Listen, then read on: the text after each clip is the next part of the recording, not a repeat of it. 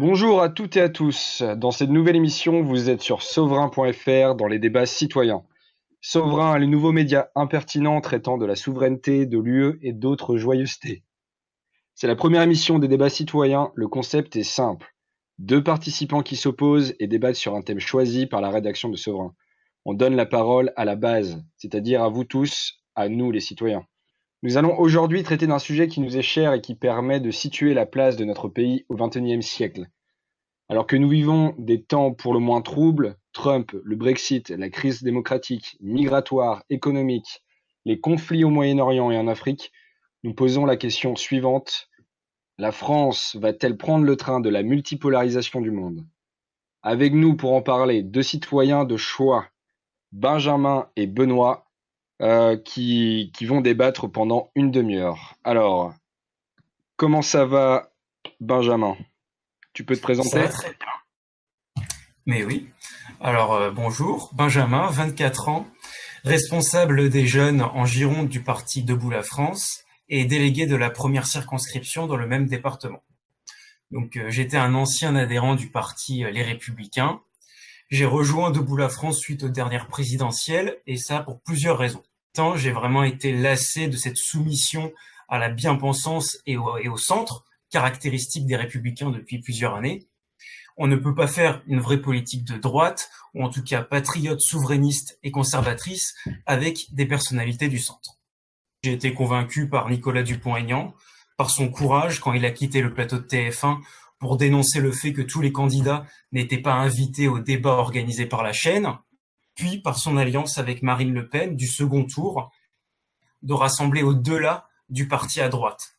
Parce qu'il faut vraiment en finir avec les appareils politiques divisés tels que les Républicains, le Front National, qui seuls ne peuvent pas l'emporter. Il faut créer un programme commun qui soit patriote, souverainiste, conservateur, et c'est tout l'ambition des amoureux de la France que nous avons lancé en septembre. Et il faut dépasser les partis avec une ligne simple, pas d'ennemis à droite. D'accord, merci Benoît. Benjamin, pardon, on a bien compris. On va passer la parole à Benoît. Tu peux te présenter, s'il te plaît? Oui, donc Benoît, 36 ans, responsable de rien et encarté nulle part, à peu près. Pendant une grosse quinzaine d'années, j'ai refusé de prendre une carte d'électeur parce que le concept de grands partis de droite et de grands partis de gauche qui se passent la main gentiment en faisant un sketch politique entre les deux, ça me sortait par les trous de nez. Et quand Macron est arrivé, je me suis dit que s'il allait pas nous propulser dans l'avenir, il allait au moins nous ramener au présent. Donc j'ai pris une carte pour voter pour lui et jusqu'à présent, je suis pas déçu par ce qu'il a fait. Ok, merci. Bon, ben, on va pouvoir attaquer le débat qui nous intéresse. Donc, je rappelle sur France peut-elle prendre le train de la multipolarisation du monde. On va commencer donc avec la première question. La première question qui est la suivante. L'Union européenne oriente son marché vers l'Amérique, notamment le TAFTA, le traité donc, de libre-échange avec les États-Unis, mais aussi le CETA, donc le même traité, enfin la même équivalence, mais cette fois-ci avec le Canada qui a déjà été voté. Peut-elle tisser, donc cette orientation, peut-elle tisser de nouveaux liens vers les pays des BRICS sans risquer de froisser les États-Unis? Alors, Benjamin, on t'écoute. Alors, donc avant toute chose, je pense qu'il est indispensable de parler du CETA, ce traité entre l'Union européenne et le Canada qui va mettre en danger la souveraineté alimentaire de la France, nos terroirs et notre agriculture. Les normes appliquées au Canada offrent des protections moins élevées que celles de l'Union européenne. Les consommateurs, comme d'habitude, vont en subir les conséquences avec l'harmonisation des deux législations. Sur les normes canadiennes qui sont moins restrictives en matière de pesticides, moins restrictives en matière d'OGM et d'hormones. La viande d'ailleurs traitée aux hormones sera vendue aux Français. Chez Debout la France, nous proposons un référendum accompagné d'un débat qui permettra aux Français de connaître la gravité de cet accord. Les États-Unis, c'est un pays qui se froisse assez rapidement, du moins dès qu'on ne va pas en son sens. Néanmoins, je pense qu'il est fondamental que la France tisse des liens avec d'autres pays, comme ceux du BRICS. La Russie et le Brésil peuvent être plus que des partenaires commerciaux.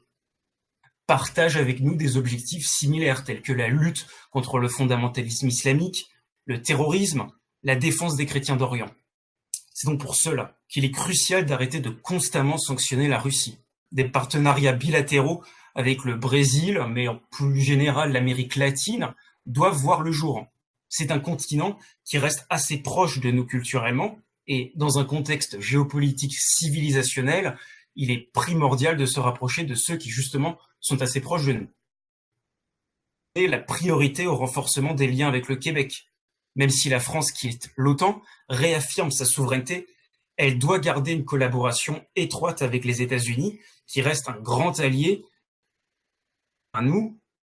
Par contre, la Chine ou l'Inde peuvent être des partenaires commerciaux, mais il ne faut pas oublier que les relations avec les pays différents du nôtre sont temporaires, voire même chaotiques.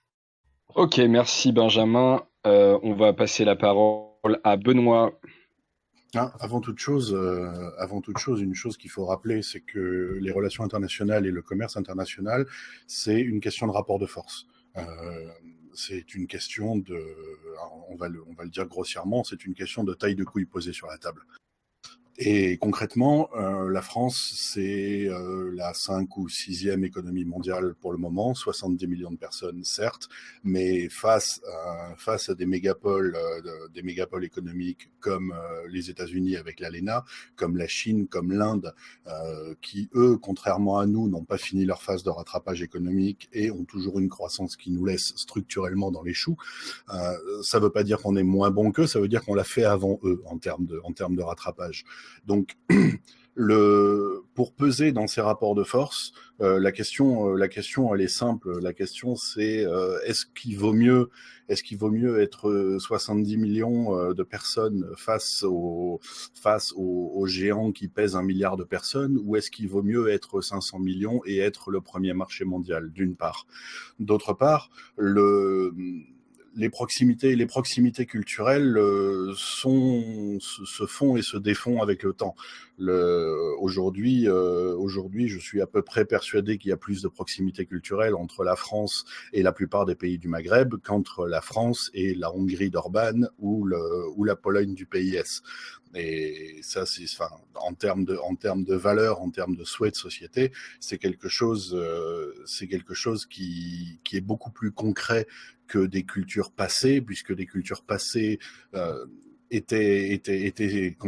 valaient à l'époque où elles ont été créées, valaient à l'époque où elles ont été fondées, mais le passage du temps n'est pas indolore, même et surtout pour ça.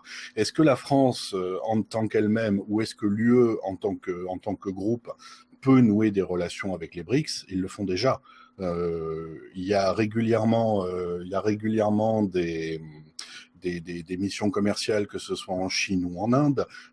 Ça fait des années qu'on a essayé et qu'on a fini par réussir à vendre des Rafales à l'Inde. L'Allemagne est un des premiers partenaires commerciaux de la Chine devant les États-Unis. La France pourrait faire de même si elle voulait bien se sortir les doigts du cul.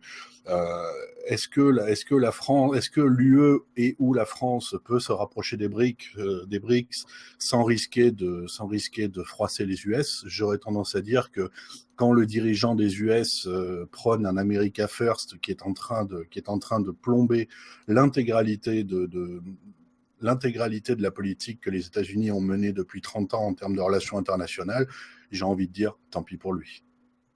Alors, Benjamin, tu veux peut-être réagir justement sur l'Amérique de Trump. On peut dire que Trump ne va pas durer éternellement, ce sera au maximum 8 ans. Tu peux peut-être réagir là-dessus?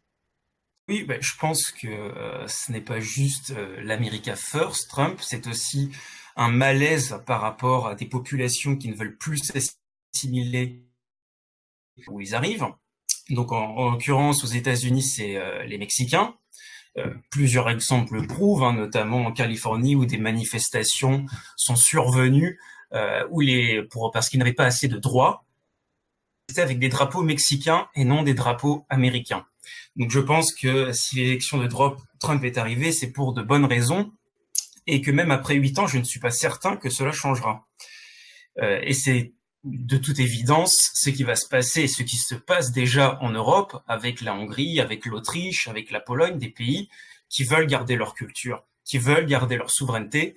Et la Hongrie est bien plus proche de la France que le Maghreb, puisque la Hongrie, et on le voit à l'heure actuelle dans le monde, les liens sont les plus forts quand il s'agit de culture. Par exemple, en Chine, les Chinois ont des relations plus importantes avec des pays chinois, comme par exemple Singapour, qu'avec la France. De même que la France a des liens plus solides avec des pays de culture judéo-chrétienne et hellénico-romaine.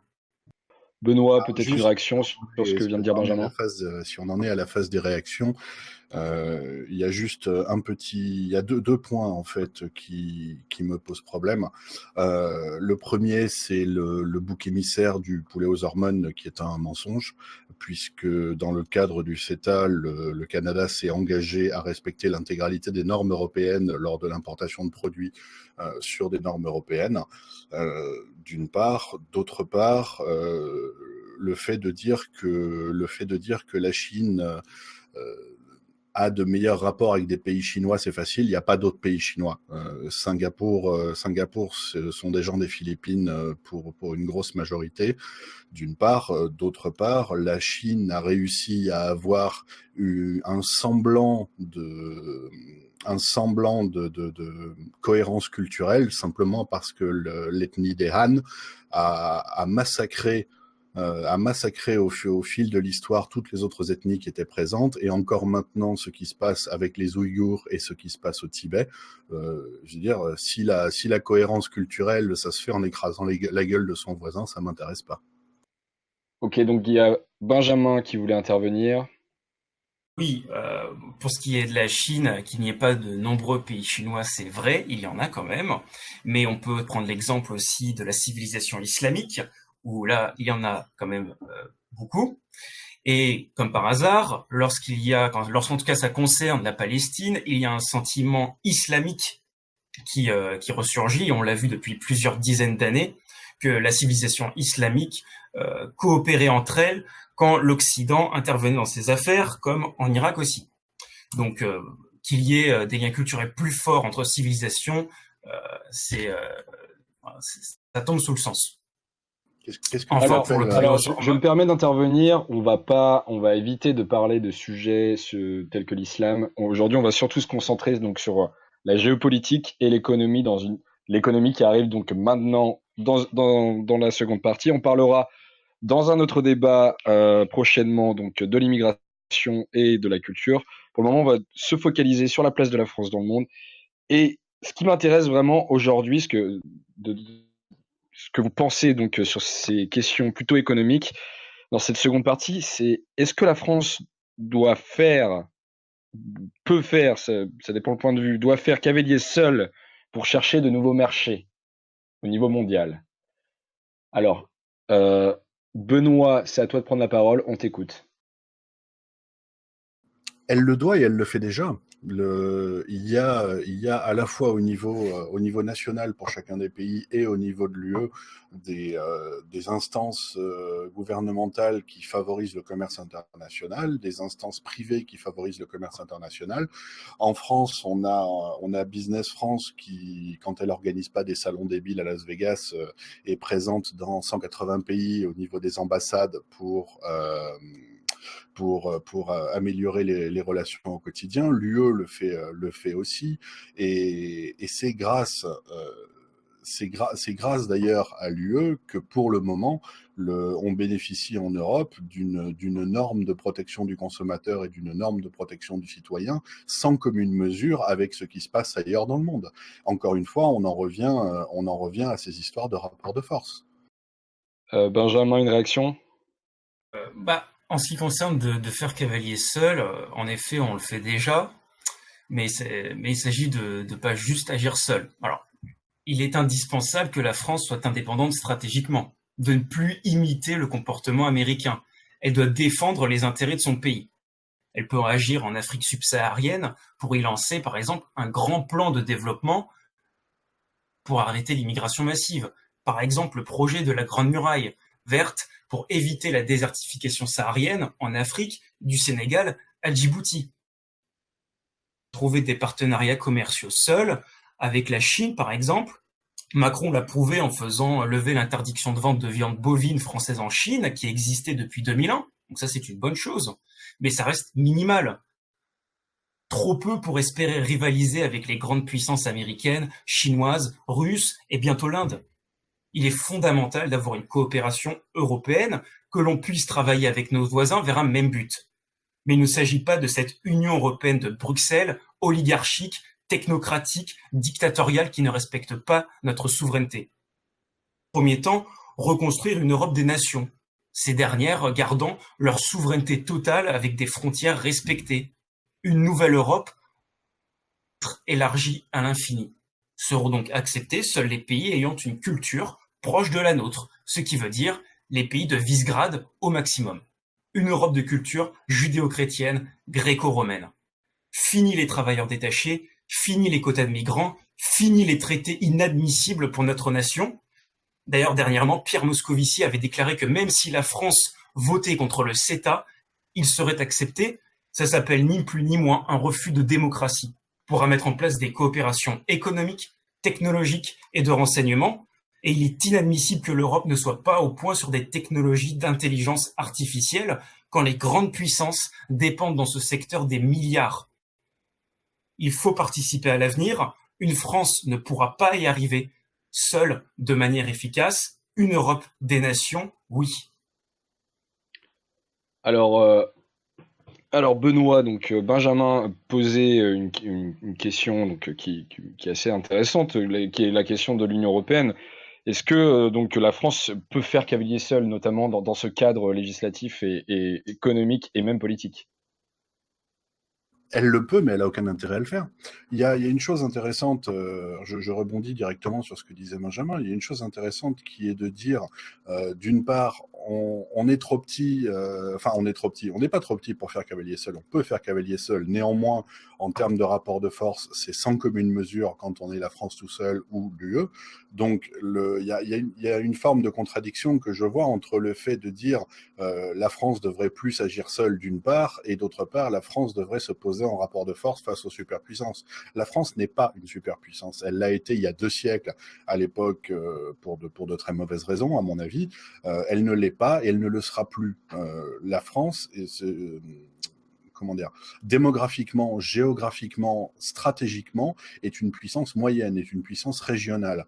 Il se trouve qu'elle est une puissance régionale inclue dans une aire géographique de culture relativement similaire, qui lui permet d'avoir fondé l'UE, qui après s'être foutu sur la gueule pendant 2000 ans, et cette UE a créé le premier marché mondial et le plus riche des marchés mondiaux. Donc, faire quoi que ce soit ou vouloir quoi que ce soit qui remette ça en cause au risque d'avoir des sirènes nationalistes qui reviennent, ça me semble une pensée qui est très grave, d'une part. D'autre part, un petit point juste pour le plaisir, Benjamin, tu veux une Europe gréco-romaine, d'accord, ça veut dire que on éjecte l'Allemagne, ça veut dire qu'on éjecte l'Angleterre, bon ça c'est fait, ça veut dire qu'on éjecte tous les pays scandinaves, ça veut dire qu'on éjecte la Pologne, ça veut dire qu'on éjecte tous les pays de l'Est.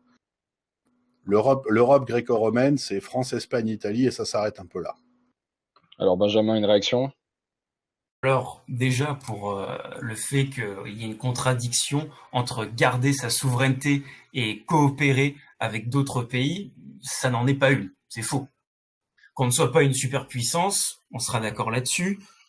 La France clairement n'a plus les moyens d'imposer une voie quelconque quand les États-Unis, la Chine et bientôt l'Inde et aussi la Russie sont tellement plus puissants que nous.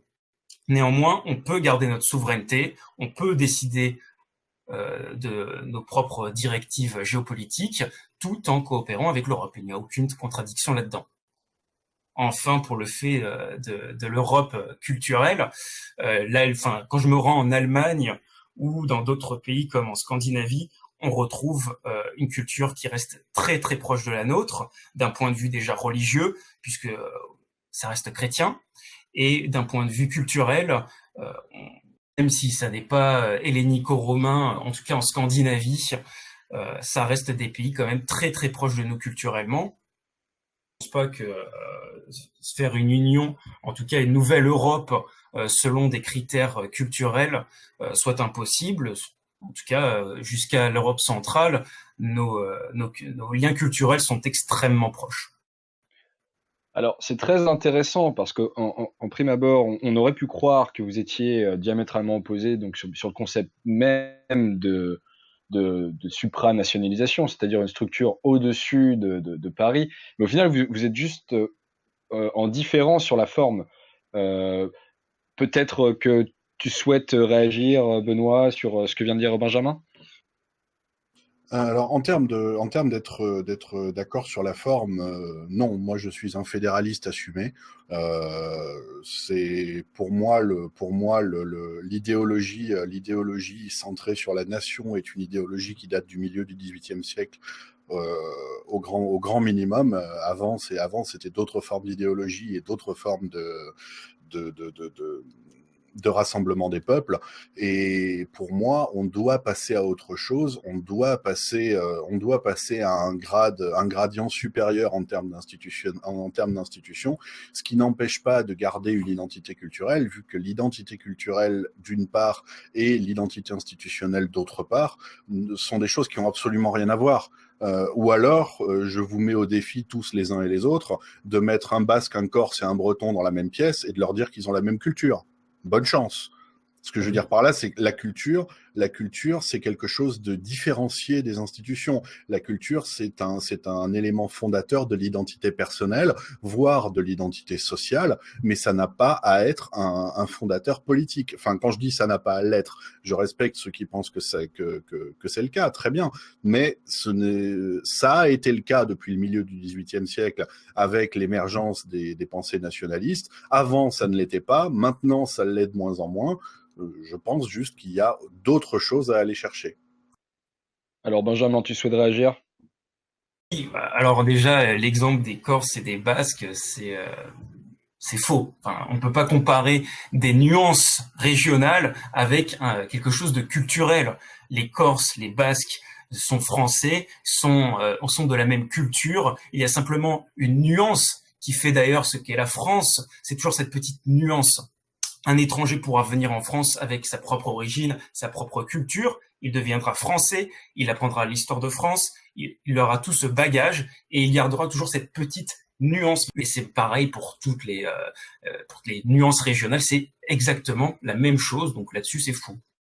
Dans ce cas-là, quand tu dis que quand tu vas en Allemagne et en Scandinavie, ils sont d'une culture très proche, quel est le point de différenciation? Quel est le point de différenciation que tu fais entre les différences culturelles d'un Français et d'un Allemand d'un côté et d'un Breton et d'un Basque de l'autre? L'allemand est allemand, déjà c'est fondamental. Par exemple, si tu veux, le basque ou le corse sont des Français, ce ne sont pas des Basques et des Corses. De même qu'un Allemand, il y a ceux qui habitent en Bavière, un Bavarois, ou il y a ceux qui habitent en Saxe, mais ce sont des Allemands avant tout. Et la culture allemande est différente d'un point de vue des auteurs, de son histoire, etc. Mais d'un point de vue de la religion, c'est très similaire à nous. Il suffit simplement de partir de Paris, y aller jusqu'à Berlin. Il y aura certes des différences. C'est ce qui a d'ailleurs à forger les nations. Et c'est bien pour ça qu'on veut garder notre souveraineté et pas être une Europe fédérale. C'est qu'on sait qu'il y a néanmoins des différences entre les nations. Mais il y a aussi des rapprochements importants, notamment sur le point de vue religieux. Alors, en termes de religion, il ne t'aura pas échappé que l'Allemagne est très majoritairement protestante, là où la France est très majoritairement catholique. Alors, donc, en termes de religion, ça n'a rien à voir. Il y a un millénaire de culture similaire. C'est pas rien. Alors, je me permets d'intervenir, donc c'est très intéressant. On a un petit peu dévié du sujet sur la place de la France dans le monde, mais vous posez un autre sujet, donc qui est celui, in fine, du peuple européen. Donc rapidement, Benoît, est-ce que tu penses qu'un peuple européen existe, est possible, sera possible? Je ne pense pas qu'il existe. Je pense que c'est une création politique à mener. C'est un combat politique à mener. Maintenant, je ne sais pas si, en fait, je ne sais pas s'il faut utiliser le mot de peuple, parce que je sépare complètement, l'identité culturelle de l'identité institutionnelle. C'est pour vous donner un élément de contexte. Moi, j'ai pas grandi en France métropolitaine. Dans ma classe, quand j'étais à l'école primaire de la République française, on était 2 blancs dans la classe. Donc, qu'est-ce que c'est la culture française? Qu'est-ce que c'est l'identité française? C'est quelque chose qui est relativement flou. D'une part, d'autre part, venir dire que la culture européenne est judéo-chrétienne alors qu'il y a des musulmans en France depuis un millénaire et demi, alors qu'il y a des pays de culture musulmane en Europe centrale depuis plus d'un millénaire, depuis les Ottomans. Enfin, c'est recentrer l'Europe sur des notions de religion, ça peut s'envisager éventuellement, mais ça pose 2 problèmes. D'une part, il y a des gens qui sont européens depuis des siècles, qui sont des musulmans. D'autre part, il y a des gens qui sont européens depuis des siècles, qui voient arriver l'idée même de religion et qui font non, ça nous intéresse pas. Donc, est-ce qu'il existe aujourd'hui un peuple européen? Non. Est-ce qu'il devrait exister un peuple européen en termes d'identité par rapport à l'identité nationale et nationaliste? Non plus. Maintenant, est-ce qu'il doit exister une union des peuples européens avec certaines souverainetés au niveau national et d'autres souverainetés au niveau supranational? Oui, évidemment. Alors, très rapidement, Benjamin, tu réagis sur cette question. On t'écoute. Oui, le peuple européen, c'est faux, ça n'existe pas. Il suffit d'ailleurs de mettre dans une pièce un Français et un Allemand et de demander à une personne de dire qui sont ces personnes. Elle dira un Français et un Allemand. Il suffit après de mettre un Français, un Allemand et un Algérien dans la même pièce et il dira qu'il y a un musulman et 2 Européens. Donc ça prouve bien que le peuple européen n'existe pas. Il y a des nationalités, mais ce qui ressort à la fin, c'est qu'il y a néanmoins une civilisation européenne. Et ça, c'est fondamental. La civilisation européenne, ça fait tout face aux autres civilisations. Et c'est pour ça qu'il faut cette Europe des nations, pour qu'on collabore entre pays ayant des rapprochements culturels similaires. Et voilà. On va conclure ce débat qui touche à sa fin. Benjamin, donc si tu peux poursuivre, et ensuite on donnera le dernier mot à Benoît. Merci. Donc pour conclure, pour suivre le train de la multipolarisation, la France devra suivre plusieurs directions. Rehausser son budget du ministère des Affaires étrangères. En 3 décennies, il est passé de 1,77% à 1,08%. C'est énorme. Les interventions militaires doivent être réduites à leur strict minimum et seulement en cas de dernier ressort. La France n'a pas les moyens d'assumer une politique d'intervention. Mais c'est aussi respecter la souveraineté des autres pays, de ne pas intervenir dans des sphères d'influence qui ne nous concernent aucunement, car cela pourrait froisser d'autres puissances. Plus de Libye et plus de Syrie. Africaine ambitieuse, la France et l'Europe doivent participer au développement de l'Afrique pour éviter une immigration massive. Aider les ex-colonies françaises à ne plus dépendre de nous, l'Afrique peut devenir un partenaire privilégié. En finir avec le culte de la repentance. La colonisation appartient au passé, nous devons avancer, rétablir une relation durable avec la Russie qui est un partenaire de longue date et qui, avec nous, partageons des objectifs similaires. Empêcher toute escalade du conflit au Moyen-Orient. La France ne doit pas prendre autant parti pris avec l'Arabie Saoudite. Un mépris envers l'Iran ne peut qu'aggraver la situation. Il faut respecter la victoire de Bachar al-Assad et de Poutine en Syrie. Condamner aussi le conflit au Yémen qui menace de millions de personnes qui sont actuellement sous une famine. La politique américaine sans briser une alliance de longue date. Les intérêts américains ne coïncident pas tout le temps avec les nôtres. Il faut pouvoir suivre notre propre voie, même si les États-Unis restent un allié. D'accord, merci Benjamin. Alors Benoît, un mot pour conclure. Un mot pour conclure. Alors je vais me contenter d'un mot pour conclure. Peur. ça fait une demi-heure que Benjamin aligne les contre-vérités, que ce soit sur le CETA, que ce soit sur la civilisation européenne, que ce soit sur la civilisation islamique, que j'ai pas eu l'occasion de lui demander de définir parce que ça aurait été très très drôle. Alors, on reviendra plus tard. On repassera sur l'immigration, sur la culture. Le sujet était donc la géopolitique essentiellement, mais je te laisse continuer ta conclusion. Donc oui, je continue ma conclusion. Ce qui ressort de la volonté, de la politique nationaliste, c'est une peur, c'est de rester entre soi, de rester entre gens dont on pense qu'ils se ressemblent alors qu'en fait ils se ressemblent selon des critères parfaitement arbitraires. C'est de se restreindre et de mettre des barrières en se disant que si on a des murs assez hauts, l'étranger qui nous fait peur ne viendra pas nous voir. Sauf que ça ne s'est jamais passé comme ça n'a jamais été le cas, et que ça ne sera jamais le cas. Pourquoi ? Parce qu'on arrive à une période du monde qui va être beaucoup plus troublée que ce que le monde a connu jusqu'ici dans l'histoire, et l'histoire avec un grand H. On est en train d'arriver à la fin du pétrole, on est en train d'arriver à la fin du phosphate, on est en train d'arriver à la fin des métaux, ce qui signifie que les vagues migratoires que l'on a jusqu'à présent sont des aimables plaisanteries par rapport aux vagues migratoires qu'on aura dans 5 à 10 ans, quand l'Afrique aura fini d'être dépouillée et aura été complètement, ou à moitié ou complètement désertifiée par le changement climatique. Donc, est-ce que à 70 millions de personnes, on peut régler ce problème-là en mettant des murs et en s'éloignant de ceux qui nous sont le plus proches ? Non. Est-ce que à 70 millions de personnes, on peut espérer survivre, ne serait-ce que survivre, quand les gens qui ont beaucoup moins que nous viendront réclamer leur dû ? Là encore, non. L'appartenance à un bloc et l'appartenance, en l'occurrence, à l'Europe, ce n'est même pas seulement une question de fierté nationale. C'est pas seulement une question de fierté. C'est pas seulement une question de liberté des peuples. C'est une question de survie. Alors, merci à vous deux. On avait 1 milliard de choses à dire pour ce premier débat citoyen.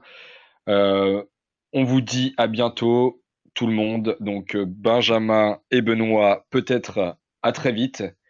Et on vous retrouve très bientôt le mois prochain. Allez, salut.